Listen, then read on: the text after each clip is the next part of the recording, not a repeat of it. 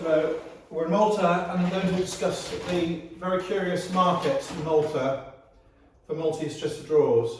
And the reason I say it's curious is because I'm an English dealer and the market in England has got different elements which are not present really in Malta and vice versa. So the first comment really about the Maltese chest of drawers is they're very, very expensive, and you will find in the open market in Malta currently a base price for a Victorian Maltese chest of drawers at about 200 or 300 euros. The same applies for the reproduction chest of drawers. That's probably 1950. And then go beyond that to these types of chest of drawers, and a Victorian one, which aren't the same as this but more like this in scale, starts at 2 to 3 to 4,000 euros or pounds if you like. So the top of the market at the moment is comprising of inlaid early 17th century or 18th century wonderful chest of drawers which do sell for 40, 50, 60, 70,000, and that's not a retail price or an imaginary price, that is the hammer price. And they do sell, and they are sought, and they stay in families, they stay in circulation. Some people buy them to invest in them, people die and sell them, dealers obtain them and sell them, some are restored and improved. So the market is very much alive, and given Malta is a small country of 500,000 people, it's remarkable really that these chest of drawers have got such a massive following. It's similar to the Tallow clocks in Malta, which are very much a Maltese thing, and the Maltese have latched onto these homegrown products, and they're very highly valued if you're Maltese, and the Maltese, to a greater degree than many people in England, do wish to show their antiques in the home and have them in the home. And even among some of the younger people, there is not this dislike of antiques and old things that you find in England. So that little statement poses more questions really than it answers. So I'll go through it from my English dealer perspective, and I'm not evident to be as good with these as a Maltese dealer who's been handling them all their life. I'm not going to pretend that. But I certainly have sold many hundreds of English chest of drawers. My father sold many thousands of them last. I was there when they were being sold. So I have some tips which will hopefully help you when you make your decision if you want to buy.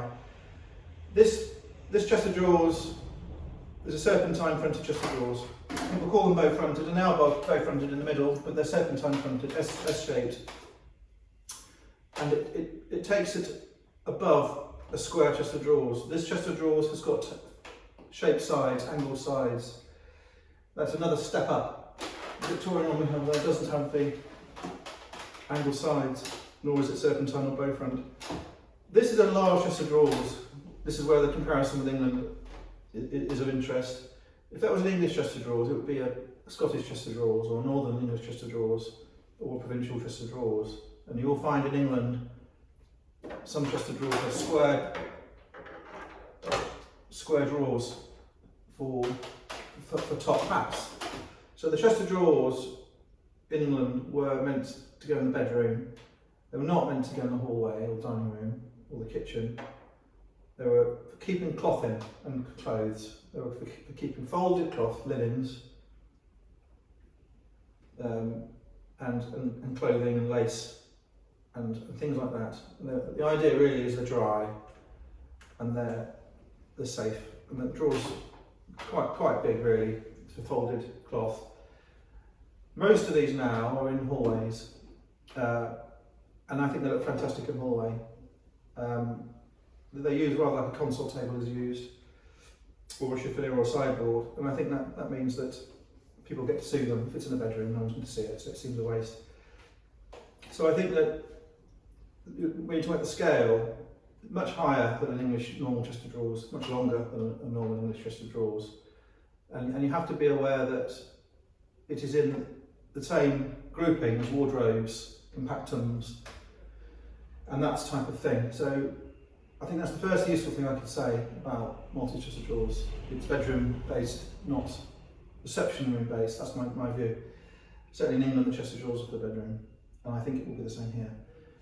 The other thing about these chest of drawers, while I'm thinking about it, is handles. Many of them, especially the early ones,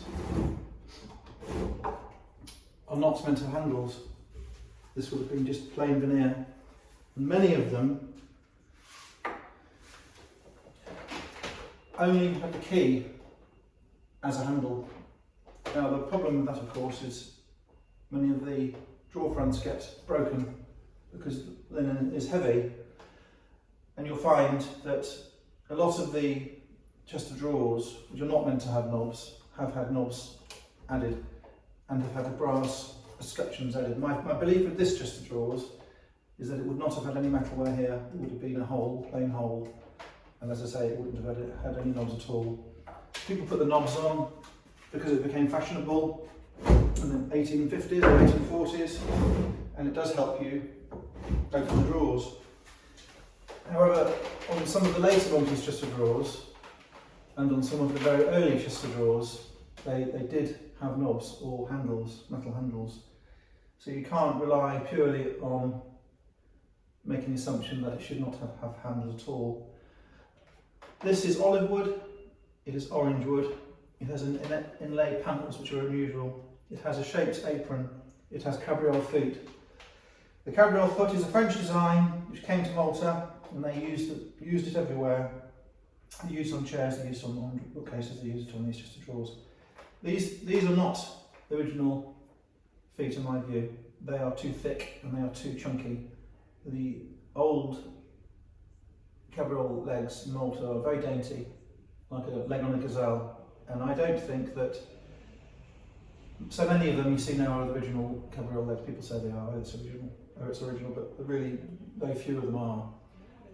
And in England, again, go back to England, if those are on an English chest of drawers, because they're not dainty, you'd say they're provincial. I don't know how deep the provincial aspect affects Maltese designs. I think that it originally would have had a daintier cabriole leg. This chest of drawers has them at the back as well, which is not always the case. I would date this chest of drawers between 1780 and 1820. There's no reason this chest of drawers can't be 18th century, but I think that in Malta this will be described by most dealers as 19th century. When you're buying them, you'll notice they have an overhang far in excess of what you might think at first glance, and this is a desirable feature.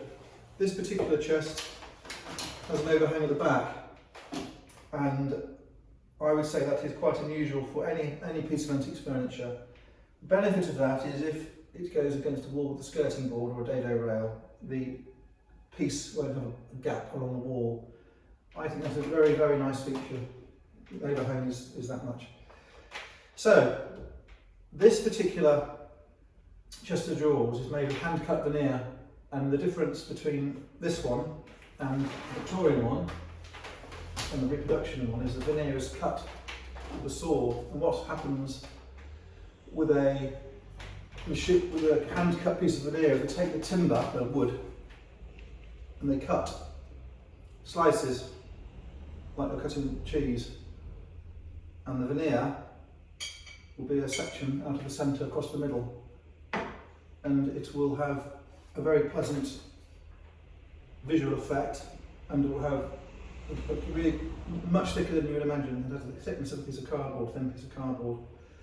With that one, the Victorian one, the veneer is cut a different way. What they're doing is they're taking the log, and they're taking the blade, and they're turning the log against a fixed blade, and the veneer on a modern piece of furniture or Victorian piece of furniture usually comes from the sides, like as if you are sharpening pencil, and that gives a less satisfactory veneer. It's more fibrous, and it doesn't show the grain of the timber so well. It doesn't show the colour differentiation so well, and it's thinner by the fact it's cut by spinning the log. So these have the pluses of hand cut veneer, which with a lot of the other ones don't have. It has the pluses of being large and imposing, with generous features like the flared sides, like the overhang. I noticed when I looked at it earlier on, I looked at these ends. If you look at a modern piece of furniture or a Victorian piece of furniture or some Georgian furniture, they will stick a piece of veneer on the side. This is actually carved, or moulded rather, piece of wood, which is the full thickness of the curve stuck on the side, and the grain here is running downwards, it's not running along. There was some stringing. It's a bit thick to be called stringing in my opinion, but it's stringing of a sort. And you have on the side of the star. The star on the side is a early star. It is not the same as the stars on the top, but it is one of the stars. It is a sort of star which it is not one of the ones they're putting onto Victorian chest of drawers now to make them look older. It very much has the hand look, hand cut feel. These ones here have very much the hand cut feel. They're not Maltese crosses, but there are these stars that you do see. One of the nice things about this star is the centre, all the arrowheads don't exactly match up perfectly. If it was one you bought from a restorer shop or had mass produced, the star is too perfect. And a lot of the dealers now in Malta are restoring some of the later Maltese chests. They're removing the handles. They are sometimes adding these where the wood is damaged, and they're making them very shiny to a piano finish, and it removes all traces of imperfection on the mouldings. It removes all blemish. So they strip it back, they sand it down, they stain it, they add the stars, and they add a high sheen French polish. That's what the market wants in Malta. And you can turn an ordinary chest of drawers, Victorian one, like that one, or a slightly earlier one, into really quite impressive looking things, but they're not a real thing, and they're bogus. So, I've told you what I like about the chest of drawers. I've told you things that are wrong with the chest of drawers. I'm just going to go over a couple of things.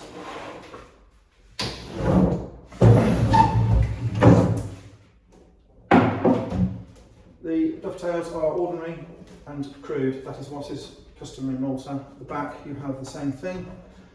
Not neat dovetails like a machined piece of wood or like a French or English piece of fine furniture. The wood is pine.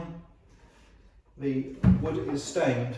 Now in the 50s in Malta, I suspect it's the same as England, the expectation was not to have drawer linings this colour, so you often find them having been stained down. So this one's had some tape, paper tape added to hide the joins in the planks.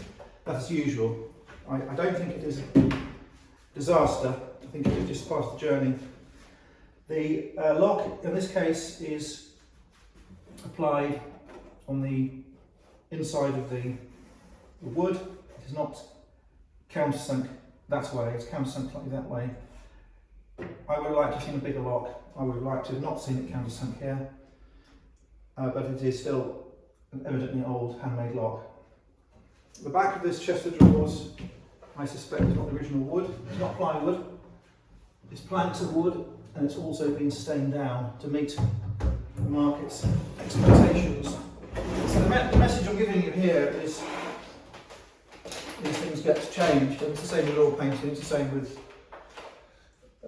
a pair of shoes. They get worn, you take them to the cobblers, they put a new heel on it, they patch it, they stain it, put on a new button. It's the same with these, they get tarted up and they get updated and they get changed. So when you're buying them, just be aware the hot spots are the knobs, the escutcheons, the feet, and if you're inclined to have a very thorough look, take all the drawers out, look behind it, and you'll start to piece together how original it is. I think given that this is a serpentine one and it has the most fantastic patina and colour and shape, it can be forgiven for having knobs, new feet, and staining under the drawers. There's a lot missing on this one as well. So I hope that gets across what you're dealing with an ordinary Maltese chest of drawers. Once you get past, this is just a guide to Maltese furniture, very similar one, showing here the same star. Once you get beyond these, you get into some very ornate, expensive, early, inlaid, impressive, important piece of furniture. And I think it's wise for anyone who's going to buy one of these chest of drawers, it's wise for them to spend a few quid in buying some of these books. Once they've read the books, you can stick them into an auction or get rid of them. But I think if you're spending such a lot of money on one of these Maltese chest of drawers, I think it would be very wise to buy one of these books. I noticed in this book here by Menduca, he's put a chest of drawers from France in. These are 18th century, and in France they've been really cheap for probably 10 years. And they've just started to creep up again. And you can buy a commode with a marble top like that for £5,000–6,000 with gilt brass orby mounts and inlay, sometimes a number or a name on it. And I think that makes these look at the right price. So don't be frightened of the price. I hope that's been interesting, and good luck with your searches for Maltese chest of drawers.